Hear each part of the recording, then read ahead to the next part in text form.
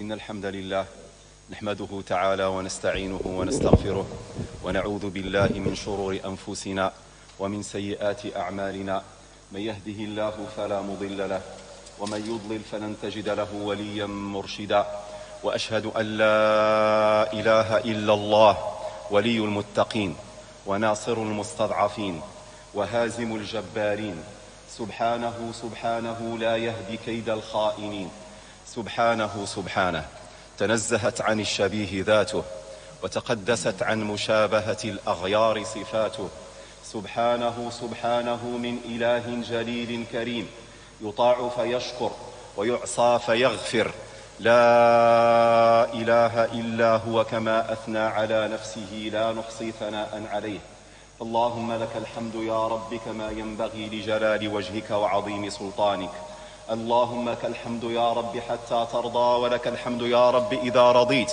وأشهد أن سيدنا وعظيمنا محمدا عبده ورسوله أدى الأمانة نصح الأمة كشف الغمة جاهد في الله حق جهاده حتى أتاه اليقين ونحن على ذلكم من الشاهدين. اللهم صل على محمد وعلى آل محمد كما صليت على إبراهيم وعلى آل إبراهيم. اللهم بارك على محمد وعلى آل محمد كما باركت على إبراهيم وعلى آل إبراهيم في العالمين إنك حميد مجيد. عباد الله، وكلنا عبد لله.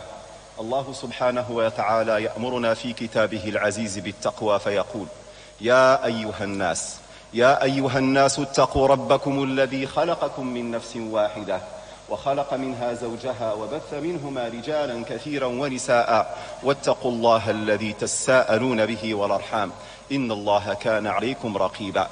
أيها المؤمنون، الله سبحانه وتعالى يأمرنا خاصة نحن المؤمنين فيقول: يا أيها الذين آمنوا اتقوا الله وقولوا قولا سديدا يصلح لكم أعمالكم ويغفر لكم ذنوبكم ومن يطع الله ورسوله فقد فاز فوزا عظيما.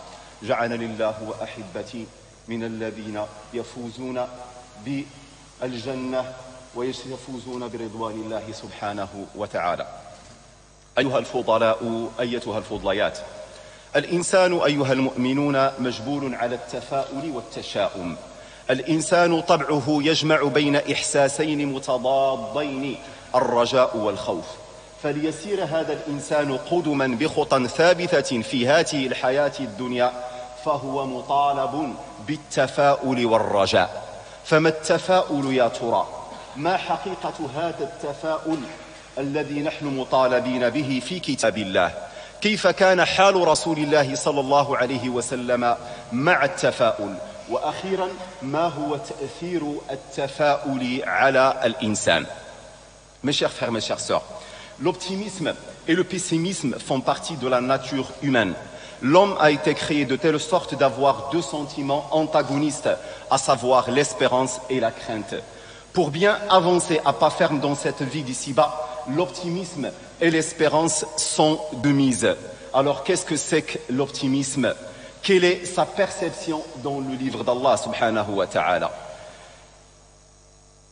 Et le comportement, c'est quoi le comportement du prophète Mohammed sallallahu alayhi wa sallam, le comportement adopté par le prophète sallallahu alayhi wa sallam vis-à-vis de l'optimisme? Enfin, quel est l'impact de l'optimisme sur l'homme? Un ensemble de questions, Inch'Allah, on va essayer, Inch'Allah, qui vont animer notre prêche, Inch'Allah. أيها المؤمنون، التفاؤل يشجع التجار على الربح السريع والمريح دون تعب ولا سفر. L'espoir de profit fait miroiter aux commerçants qu'ils pourront s'en sortir sans avoir à voyager ni à prendre de risques. التفاؤل أيها المؤمنون هو المحرك الأساس للطالب على العمل من أجل العلم والتعلم. Et c'est l'espoir qui pousse l'étudiant au sérieux et à la persévérance pour bien réussir dans ses études. التفاؤل أيها المؤمنون هو الباعث على روح النصر في الإنسان من أجل اتخاذ القرارات الملائمة. L'espoir est l'ingrédient principal de la victoire qui pousse l'individu à prendre des bonnes décisions. التفاؤل أيها المؤمنون هو الدافع على أخذ الأدوية بالنسبة للمريض من أجل الاستشفاء. Ce qui pousse le malade à prendre des remèdes amers, c'est l'espoir dans la guérison. التفاؤل هو الذي يجعل المؤمن يخالف هواه. التفاؤل هو الذي يجعل المؤمن يخالف هواه، هو الذي يجعل المؤمن يطيع ربه راجيا مرضاته والفوز بجنانه. Ce qui pousse le croyant à contredire ses passions et à obéir à son Seigneur, c'est son espoir dans l'obtention de l'agrément d'Allah subhanahu wa ta'ala ainsi que son paradis.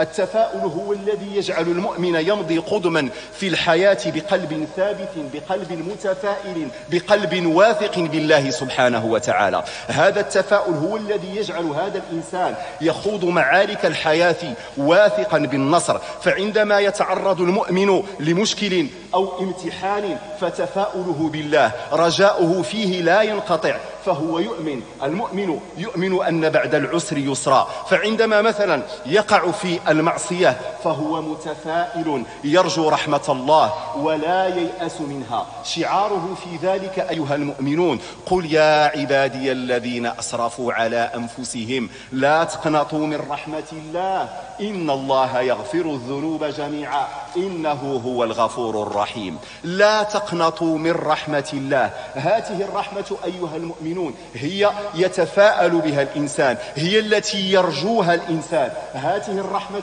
أيها المؤمنون محتمة لا ريب فيها لمن آمن وتاب وعمل صالحا ولم يقنط منها ولم يقنط من الله سبحانه وتعالى.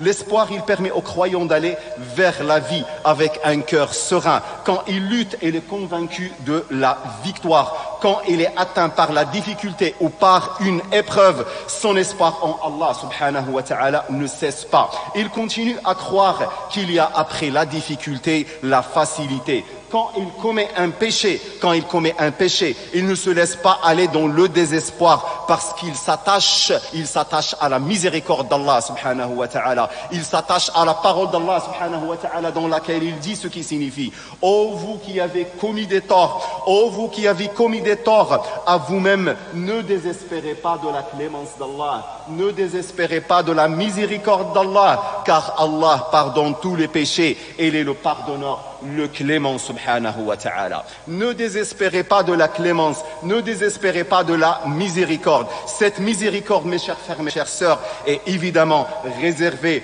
pour celui qui se repent, pour celui qui revient sincèrement vers Allah subhanahu wa ta'ala en implorant son pardon, et surtout il ne désespère pas en Allah subhanahu wa ta'ala.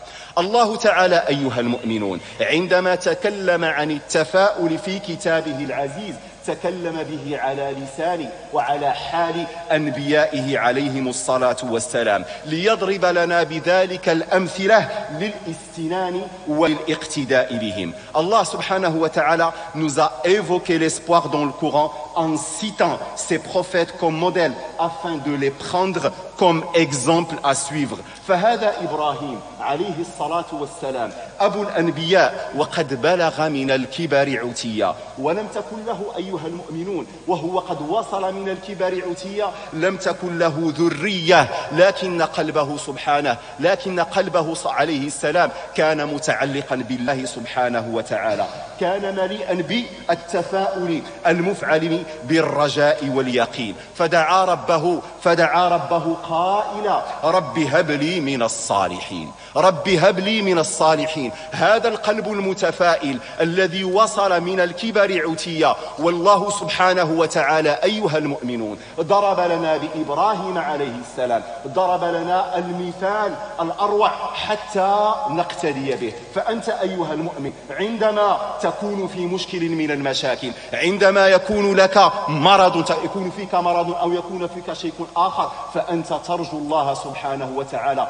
ولا تقنط من رحمته. رب هب لي من الصالحين. فحقق الله سبحانه وتعالى لنبيه مراده فقال له ووهبنا له إسحاق ويعقوب، ووهبنا له إسحاق ويعقوب. Le voici le patriarche des prophètes, Abraham alayhi salatu wassalam, arrivé à un âge très avancé, et n'avait toujours pas d'enfant. Son espoir et sa certitude en Allah subhanahu wa ta'ala l'ont conduit à invoquer son Seigneur en disant: ô mon Seigneur, permets-moi d'avoir une descendance parmi les pieux. Permets-moi d'avoir une descendance parmi les pieux. Avec Allah subhanahu wa ta'ala, mes chers frères, mes chères sœurs, il n'y a pas d'impossible.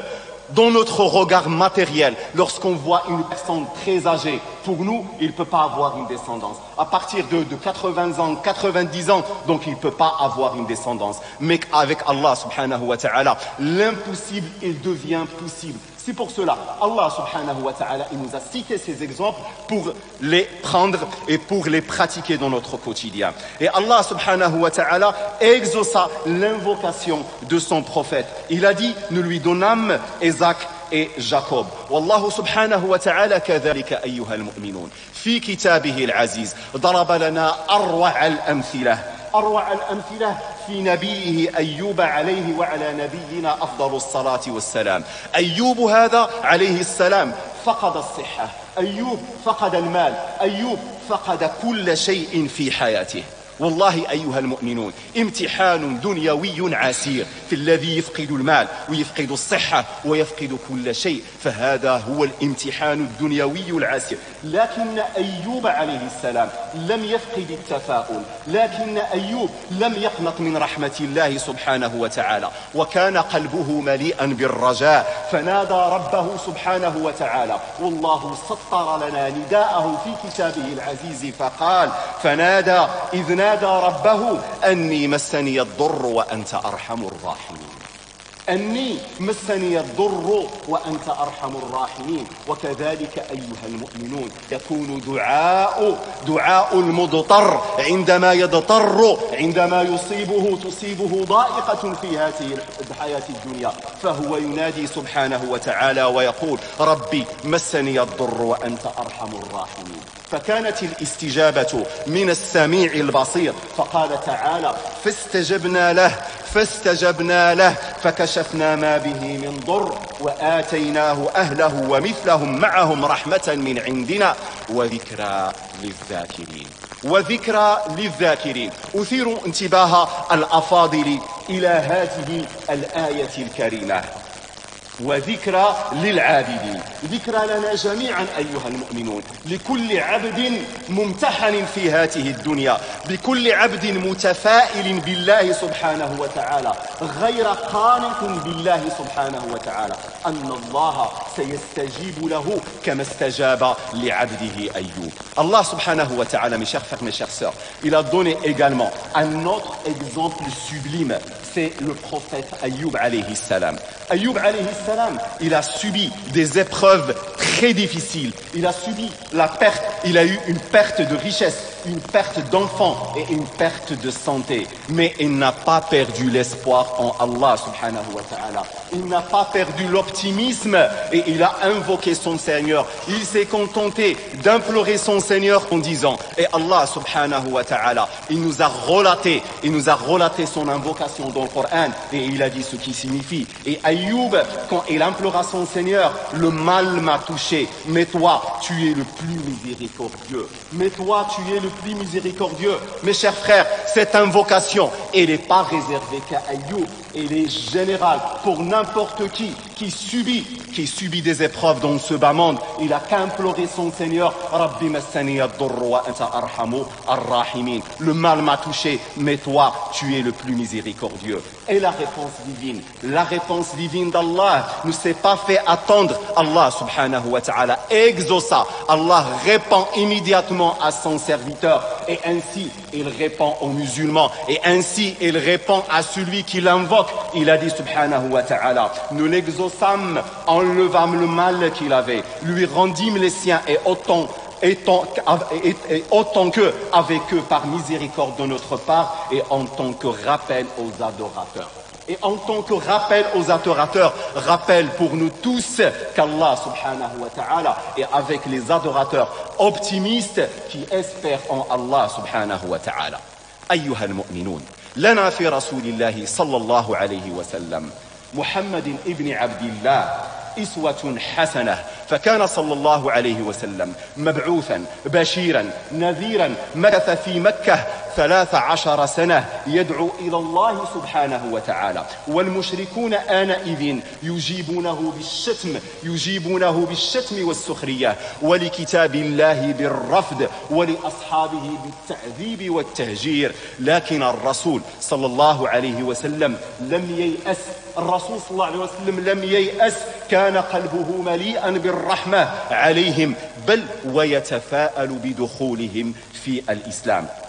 Et nous avons dans le prophète sallallahu alayhi wa sallam un bel exemple à suivre. Il était envoyé comme annonciateur et avertisseur pendant 13 ans. Il a appelé à l'islam à la Mecque. Les idolâtres parmi les Qurayshites, ils répondaient à son appel par l'insulte et la moquerie, et au verset d'Allah par l'hostilité, et à ses compagnons par la persécution. Mais le prophète, notre modèle sallallahu alayhi wa sallam, n'a jamais désespéré, et son cœur était plein de miséricorde et d'optimisme. ففي طريقه مثلا فحياة رسول الله صلى الله عليه وسلم أيها المؤمنون حياته صلى الله عليه وسلم كانت كلها تفاؤل. ففي طريق هجرته إلى المدينة نزل بغار حراء والمشركون وراءه يريدون قتله، فخاف عليه صاحبه من مكرهم، لكن تفاؤله العالي بالله سبحانه وتعالى جعل يردد لصاحبه مطمئنا له: ما ظنك يا أبا بكر باثنين الله ثالثهما. ما ظنك يا أبا بكر باثنين الله ثالثهما. وكذلك أنت أيها المؤمن عندما تصاب بمصيبة، عندما تصاب بشيء من هذه الدنيا، تقول في نفسك: ما ظنك يا نفس بأن الله سبحانه وتعالى هو معي وسيؤيدني. لهذا كان لنا في رسول الله صلى الله عليه وسلم هذه الإسوة الحسنة. Alors que le prophète sallallahu alayhi wa sallam, il se dirigeait vers Médine lors de son immigration, il s'est réfugié dans la grotte de Hira parce que les idolâtres le pourchassaient. Son compagnon a eu peur sur lui. L'optimisme du prophète sallallahu alayhi wa sallam l'ont poussé à dire à son compagnon, l'optimisme et son espoir élevé en Allah subhanahu wa ta'ala, ils l'ont poussé de rassurer son compagnon en disant: que penses-tu de deux personnes si leur troisième est Allah subhanahu wa ta'ala? Ainsi tu dois dire, mon frère, ma sœur, quand tu es touché par quelque chose dans ce bas monde, tu dis à toi-même: qu'est-ce que t'en penses? Oh moi, oh toi, qu'une personne que son deuxième est Allah subhanahu wa ta'ala. حياة رسول الله صلى الله عليه وسلم أيها المؤمنون، خطبه، مواعظه، أحاديثه، كل أفعال رسول الله صلى الله عليه وسلم هي تكريس للتفاؤل والرجاء. ففي صحيح البخاري ومسلم عن أنس رضي الله عنه أن الرسول صلى الله عليه وسلم قال في الحديث: لا عدوى. والعدوى أيها المؤمنون هي انتقال المرض، وانتقال المرض لا يكون إلا بإذن الله. لهذا قال الرسول صلى الله عليه وسلم: لا عدوى ولا طيرة. والطيرة أيها المؤمنون هي التشاؤم. لا يجب أن يكون المؤمن متشائما. ثم قال الرسول صلى الله عليه وسلم: ويعجبني الفأل. قالوا: وما الفأل يا رسول الله؟ قال: كلمة طيبة. والفأل أيها المؤمنون هو ضد التشاؤم، ومصدر الفأل التفاؤل، وهو كل ما يشجع الإنسان من قول أو عمل يستبشر بهما شريطة الاعتقاد بأنهما لا يقدمان ولا يؤخران، وأن الله تعالى هو الفاعل الحقيقي، هو المتصرف الحقيقي. Mes chers frères, mes chères sœurs, la vie du prophète sallallahu alayhi wa sallam, ses serments, ses exhortations, ses actes et paroles est une concrétisation de l'espoir et de l'optimisme. Le prophète sallallahu alayhi wa sallam, il appréciait l'optimisme, il appréciait les signes de bon augure, comme cela a été rapporté dans le hadith authentique dans lequel le prophète il dit: point d'épidémie, c'est ce n'est par la volonté d'Allah subhanahu wa ta'ala. point de superstition, et j'aime le bon augure. Les compagnons, ils demandèrent au prophète sallallahu alayhi wa sallam, qu'est-ce que c'est que le bon augure? Le prophète, il a répondu, c'est la bonne parole. C'est la bonne parole. Le bon augure, mes chers frères, mes chères sœurs, ce qu'on appelle en arabe al-fa'l, et c'est le contraire de tasha'um, de tayra, de la superstition. Et al-fa'l, il dérive de tafa'ul, qui veut dire l'optimisme. Alors l'optimisme, c'est tout ce qui encourage l'homme à avancer parmi les bonnes paroles et les bons actes sans s'en remettre à ces choses, mais en s'en remettant à leur créateur qui est l'origine de ces choses-là. أقول ما تسمعون وأستغفر الله العظيم لي ولكم فاستغفروه إنه هو الغفور الرحيم.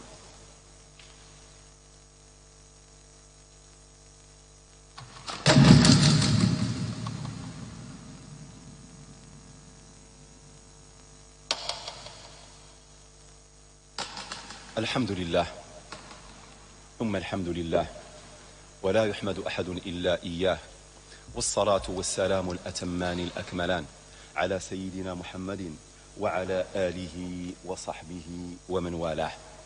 أيها المؤمنون إخوتي، نسأل الله تعالى ونحن في هذا اليوم أن يقينا عذاب جهنم، أن يقينا عذاب جهنم. انظروا أيها المؤمنون إلى الحرارة وما تفعل فينا، فما بالكم بحرارة يوم القيامة. الإنسان هو اللي تفكر ديك الحرارة اللي غادي تجي غدا يوم القيامة. نسأل الله تعالى يجنبنا ذاك الحرارة ديال ذاك النهار. Mes chers frères, mes chères sœurs, التفاؤل أيها المؤمنون مركب نخوض به بحار المستقبل. هذا التفاؤل مركب نخوض به بحار المستقبل المجهول باطمئنان ويقين من أجل تحقيق الأهداف. التفاؤل أيها المؤمنون منبع لاطمئنان الصدور، فرحة للقلوب، بل هو أيها المؤمنون هذا التفاؤل هو العامل الأساسي في التوازن لدى الإنسان، التوازن الجسدي والنفسي. L'optimisme, mes chers frères, mes chères sœurs, est comme un navire qui permet de sillonner l'océan de l'avenir avec sérénité et conviction pour concrétiser les objectifs terrestres ainsi que ceux de l'au-delà. L'optimisme est une source d'apaisement. L'optimisme est une source d'apaisement des poitrines et une réjouissance des cœurs. Elle est même un facteur essentiel pour l'équilibre de la santé psychique et physique. التفاؤل أيها المؤمنون هو الذي يمكن من تجاوز العقبات. هذا التفاؤل هو الذي يمكن من التحرر من الضغوط والمشاكل، هو الذي يمكن من مجابهة التحديات والامتحانات اليومية. وما أكثر أيها المؤمنون هذه الامتحانات اليومية. ذات يوم أيها الإخوة الكرام في مكة جاء الصحابة الكرام إلى رسول الله صلى الله عليه وسلم يشتكون. حتى الصحابة كانوا تيمرضوا، حتى الصحابة كانوا يصابون بما نصاب به نحن الآن. والرسول صلى الله عليه وسلم أجابهم مطمئنا، أجابهم متفائلا، فقال لهم والله ليتمن الله هذا الأمر حتى يسير الراكب من صنعاء إلى حضرموت لا يخاف إلا الله والذئب على غنمه لكنكم قوم تستعجلون. فالمريض أيها المؤمنون يستعجل الشفاء، والفقير يستعجل الغنى، والذي هو مصاب بمشكل يستعجل المخرج، لكنكم قوم تستعجلون. L'optimisme, il permet d'affranchir des obstacles, de se libérer des pressions et des problèmes et de faire face aux défis et épreuves du quotidien. Et Dieu sait que les épreuves du quotidien, les épreuves, ils sont nombreux. La maladie, la pauvreté, le divorce. Un jour, à la Mecque, les compagnons, ils sont venus voir le prophète Mohammed sallallahu alayhi wa sallam, se plaindre des épreuves qui les touchaient. Oui, eux aussi, ils tombaient malades. Eux aussi, ils avaient des problèmes. Et ils sont venus se plaindre au prophète Mohammed sallallahu alayhi wa sallam. Et avec optimisme, notre prophète sallallahu alayhi wa sallam, pour les apaiser, et leur a répondu, Allah subhanahu wa ta'ala, Allah achèvera certes son décret jusqu'à ce que les voyageurs aillent de San'a à Hadramaut, ne craignant qu'Allah et redoutant le loup pour leur bétail, mais vous êtes des gens hâtifs.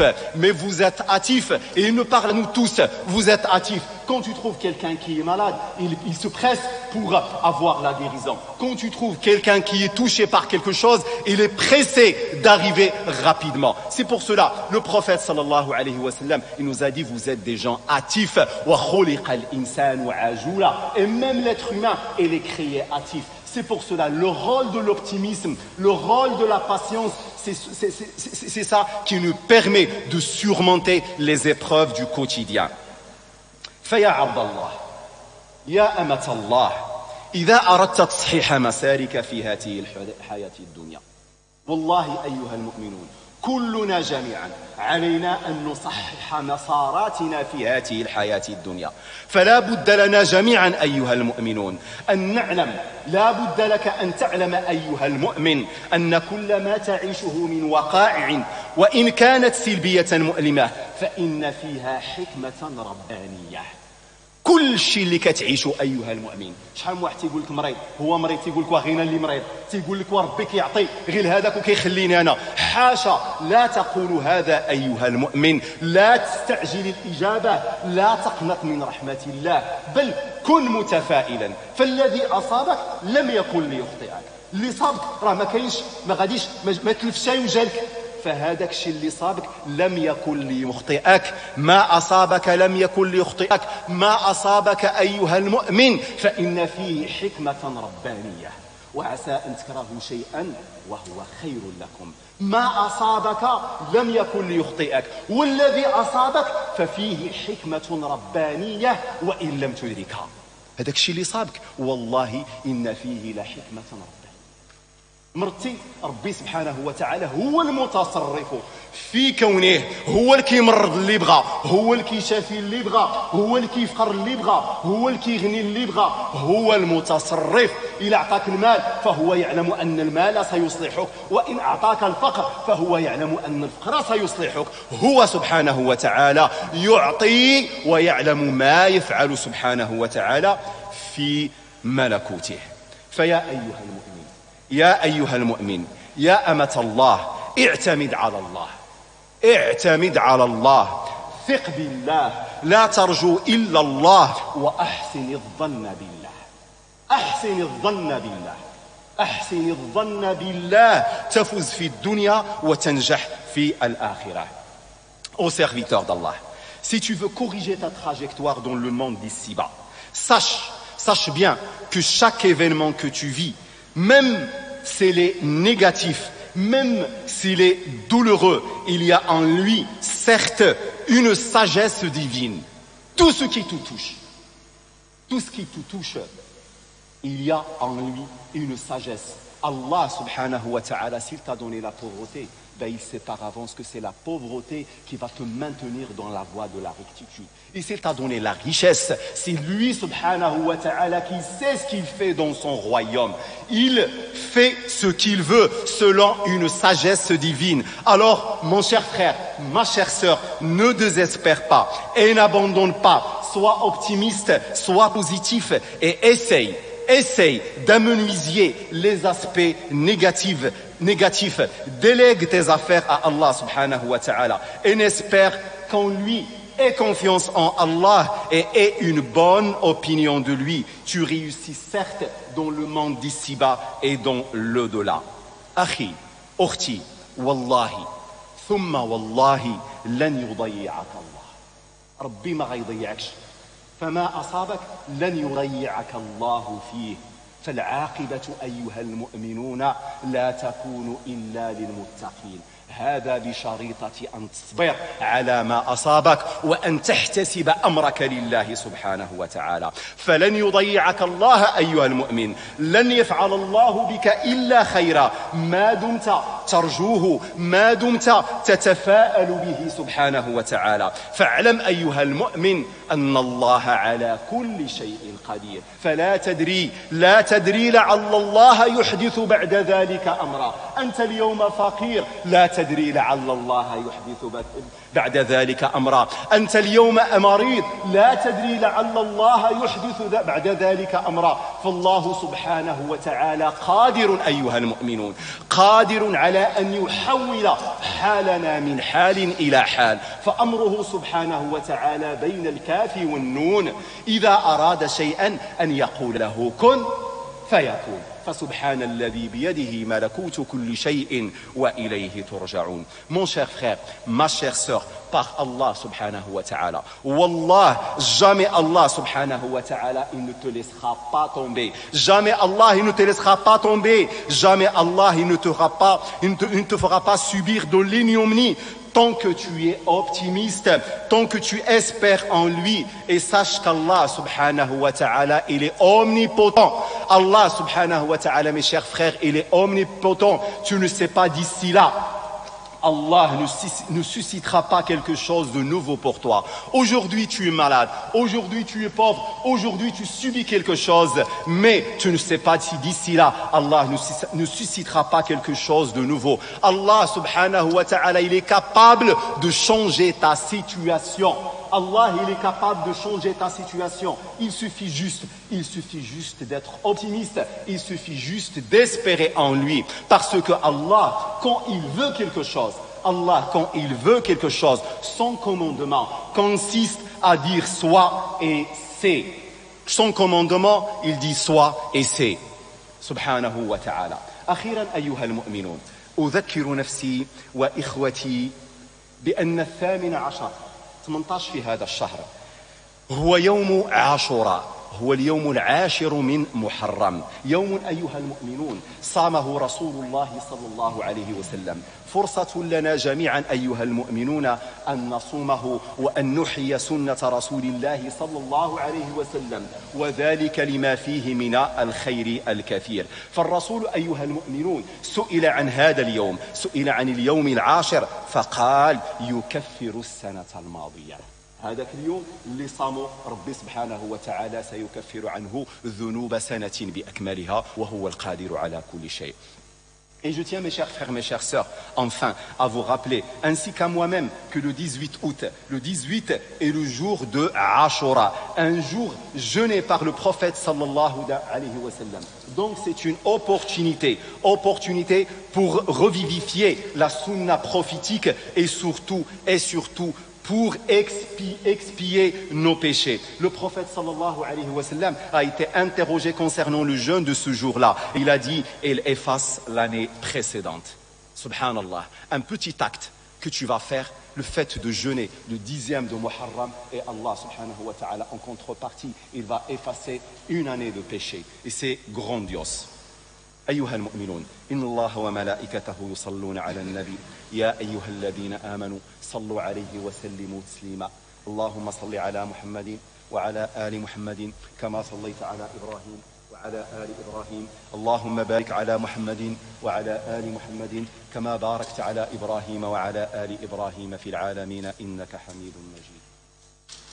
اللهم يا الله يا رحمن، لك أسلمنا وبك آمنا وعليك توكلنا وبك خاصمنا، فاغفر لنا يا ربنا ما قدمنا وما أخرنا، اغفر لنا يا ربنا ما أسررنا وما أعلنا. أنت المقدم يا الله وأنت المؤخر يا الله، لا إله إلا أنت، الأول الآخر الظاهر الباطن. اللهم إنا نسألك باسمك الأعظم الطيب المبارك أن تجعلنا من المقبولين. اللهم اجعلنا من المقبولين، اللهم اجعلنا من المقبولين وإلى أعلى درجاتك سابقين. واغفر لنا خطايانا ولجميع المسلمين، واعف عنا يا الله، وعافنا وارحم ضعفنا، واجعلنا من كل خير نصيب. اللهم يا الله لا تحرمنا سعة رحمتك، اللهم يا الله لا تحرمنا سبوغ نعمتك، اللهم يا الله لا تحرمنا شمول عافيتك وجزيل عطائك. اللهم يا فارج الهم ويا كاشف الغم يا مجيب دعوة المضطرين، اللهم شافنا من كل الأسقام، اللهم شافنا من كل الأسقام، اللهم شافي مرضانا.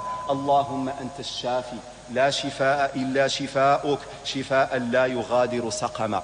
اللهم يا الله إن لنا أهلين إن لنا والدين، إن لنا أصدقاء، إن بعض المسلمين مرضى. اللهم يا الله شافهم، اللهم شافهم، اللهم ارفع عنهم البلاء، اللهم ارفع عنهم البلاء، اللهم ارفع عنهم البلاء، اللهم ارفع عنهم البلاء. اللهم لا تدع لنا في مقامنا هذا ذنبا إلا غفرته، ولا هما إلا فرجته، ولا حاجة من حوائج الدنيا والآخرة إلا قضيتها بفضل منك وكرم يا حي يا قيوم.